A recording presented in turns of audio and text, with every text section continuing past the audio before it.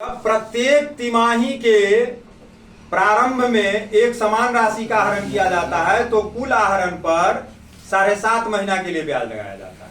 क्या कहा? जब प्रत्येक तिमाही के वर्ष भर प्रत्येक तिमाही के प्रारंभ में एक समान राशि का आहरण किया जाता है तो कुल आहरण पर 7.5 महीने के लिए ब्याज लगता है। जब वर्ष भर प्रत्येक तिमाही के अंत में एक समान राशि का आहरण किया जाता है तो कुल आहरण पर 4.5 महीना के लिए ब्याज लगता है। और जब वर्ष भर प्रत्येक तिमाही के मध्य में एक समान राशि का आहरण किया जाता है तो कुल आहरण पर 6 महीने के लिए ब्याज लगता है। ये जो हम कहे 7.5, 6, 4.5, ये क्या है? यह एवरेज पीरियड, औसत अवधि। ये क्या है? Average period. जब शुरू में निकाले तो एवरेज पीरियड इक्वल टू होता है n+1/2।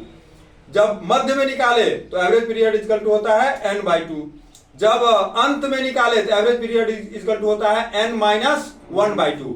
जो अभी क्वेश्चन नंबर अपना है 16 का 1, इसमें कह रहा है प्रत्येक तिमाही के प्रारंभ में एक समान राशि का आहरण करता है। m प्रत्येक तिमाही के प्रारंभ में 10,000 रुपया निकालता है। तो जब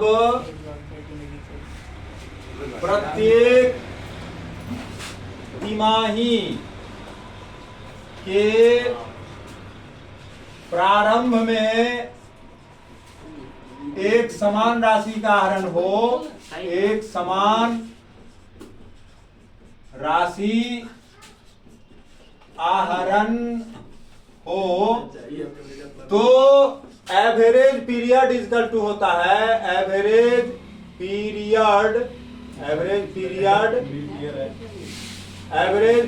इक्वल टू होता है n+1/2। n चूंकि सालों भर आहरण हो रहा है, आहरण सालों भर हो रहा है तो n लिखा जाएगा यहाँ आपको क्या कहते हैं 12।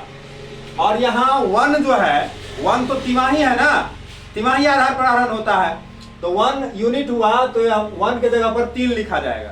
3/3 तिमाही है ना, साल में कितना महीना होता है? 3 महीना होता है। तो ये हो गया कितना? 12×3 15/2। 15/2 का मतलब 7.5 महीना के लिए ब्याज लगेगा। जब प्रत्येक तिमाही के प्रारंभ में एक समान राशि का आहरण किया जाए तो कुल आहरण पर 7.5 महीने के लिए ब्याज लगता है। और 7.5 कहां से आया ये बात बताएं हम अभी। और इस सवाल में जो है सो हमको अब निकालना है interest on drawing equal to total drawing into rate by 100 into time में डालेंगे हम लोग 7.5 महीना। तो 7.5 कहां से आया वो भी हम कैलकुलेट कर दिए। और m जो है सो प्रत्येक तिमाही के प्रारंभ में 10,000 रुपया आहरण करता है तो टोटल ड्रॉइंग कितना हो जाएगा? 10,000 गुने 4। साल में कितना तिमाही होता है? 4 तिमाही होता है। साल में कितना तिमाही होता है? 4। तो टोटल ड्रॉइंग में हम लोग लिखेंगे 40,000। और दर सवाल में दिया हुआ होगा, कितना है दर सवाल में? 10%। 10/100 7.5 महीना के लिए 7.5/12। दशमलव को उड़ाने के लिए यहाँ एक 0 देना पड़ेगा नीचे, बट्टा में दशमलव को उड़ाने के लिए एक 0 देना पड़ेगा। ये 0 से ये 0 कट गया, 2 0 से 2 0 कट गया। अब बच क्या गया? क्या कहते हैं जो ये उत्तर होगा बिना कटले कुटले हम काट कुट देवे कि अंदाजी फिक्रेशन मारते हैं 2500 होना चाहिए। देखिए होता है कि नहीं होता है? 25 तिया 75।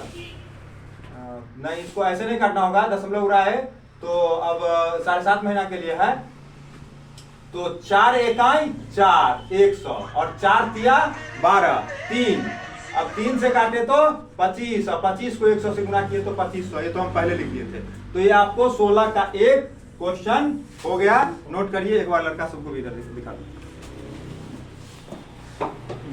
बस बंद।